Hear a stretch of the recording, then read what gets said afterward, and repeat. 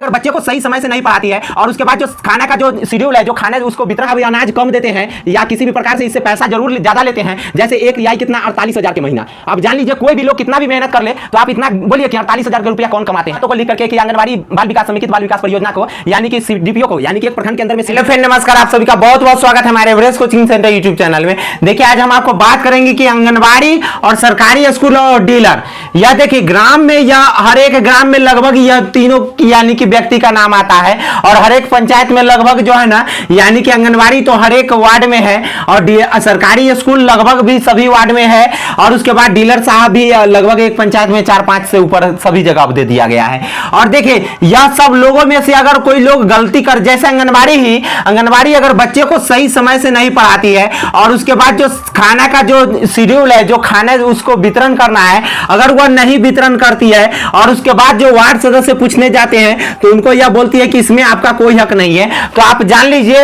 यह सब में आपका कोई हक नहीं है। अगर वो बोलते हैं तो वह सही बोलते हैं क्योंकि आप जैसे प्रतिनिधि वहां पे पूछने जाते हैं। नहीं तो यह बात जान लीजिए, वहां पर जाइएगा तो कहिएगा कि इसमें बताइए हम आपसे पैसा मांगने के लिए आए हैं या हम आपसे क्या चीज मांगने के लिए आए हैं, हम आपसे किसी भी प्रकार का घूस मांगने के लिए आए हैं। हम यही कहने के लिए आए हैं कि हाँ ये मेरे वार्ड के अंदर में स्कूल बनता है इस प्रकार, इसीलिए मेरा दायित्व बनता है इसका गार्जियन होने के नाते कि हम आपसे हर एक सवाल पे जवाब हर एक को यानी कि जवाब पे सवाल कर सके कि आपका जो है ना आपके यहाँ का हमें खाने का शिकायत मिला है कि आप बच्चे को खाना नहीं खिलाते हैं। उसके बाद आप जो बच्चों को जो मूलभूत सुविधा जो देना है यानी कि जो सत्तू देना है वह नहीं देते हैं, गर्भवती महिला को जो चावल और दाल देना है वह नहीं देते हैं। तो यह सब चीजों का जो है ना यानी कि उनसे खोज कर सकते हैं। अगर उसके बाद यह नहीं मानते हैं तो इसका सबसे अच्छा उपाय हम आपको बता रहे हैं। और चाहे सरकारी स्कूल के भी अगर कोई शिक्षक जो है ना आपको बोलते हैं कि वार्ड सदस्य हैं, आप यहाँ पर आकर के इस बात के इस प्रकार मनमानी नहीं कर सकते हैं,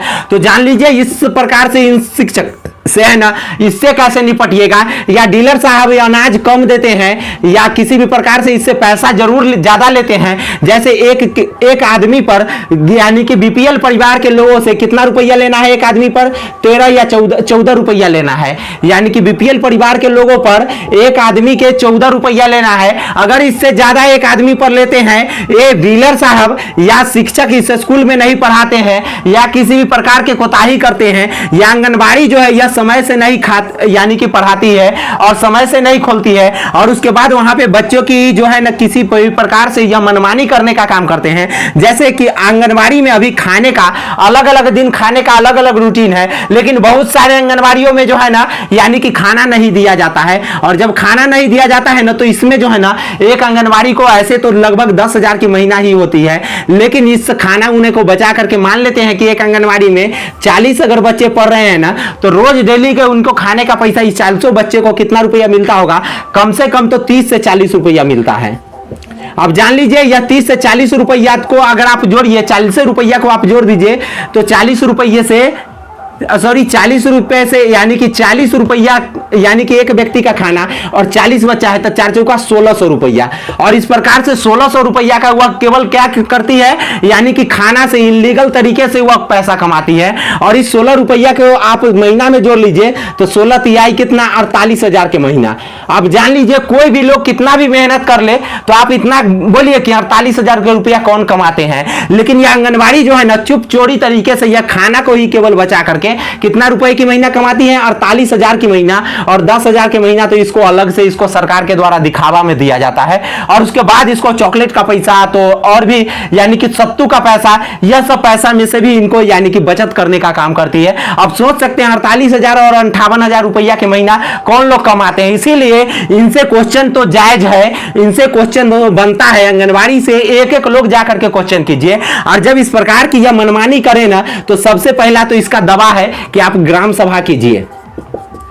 ग्राम सभा करके वहां पे लोगों को बताइए कि खाना का चार्ट क्या है और यह खाना क्यों नहीं दे रही है। और उसके बाद यदि नहीं दे रही है ना तो कम से कम सभी लोगों से इस प्रकार के लेटर पे आप साइन करवा लीजिए, यही बातों को लिख करके कि आंगनबाड़ी बाल विकास समेकित बाल विकास परियोजना को यानी कि CDPO को यानी कि एक प्रखंड के अंदर में CDPO को दीजिए। और CDPO के बाद वह CDPO खुद उस पंचायत के इंचार्ज को आपको ट्रांसफर कर देगी, ठीक है। और यह कहिए कि यह खाना समय से नहीं देती है और यह खाना के कारण बच्चे में यह परेशानी उत्पन्न भवन होता है, छोटे छोटे बच्चे उसमें पढ़ने जाते हैं। और उसके बाद ये आंगनबाड़ी को जो है ना चावल दाल मिलता है गर्भवती महिला को देने के लिए, और इसमें भी यह बहुत आंगनबाड़ी बचाव करती है, नहीं देती है। इस चीजों को जान लीजिए, इनके ऊपर में आप जब तक हावी नहीं होइएगा ना तब तक इस प्रकार के जो है ना इतनी बड़ी लूट खसोट, एक वार्ड सदस्य इतना, अगर आप पूरे वार्ड का मेहनत करते हैं उतने ज्यादा लोगों को यानी कि गाली भी सुनना पड़ता है, तब इतना जो है ना 48,000 और 58,000 का महीना जब नहीं बचता है तो एक आंगनबाड़ी इतना रुपया बचा लेती है। एक सरकारी शिक्षक का इतना ज्यादा रुपया होता है।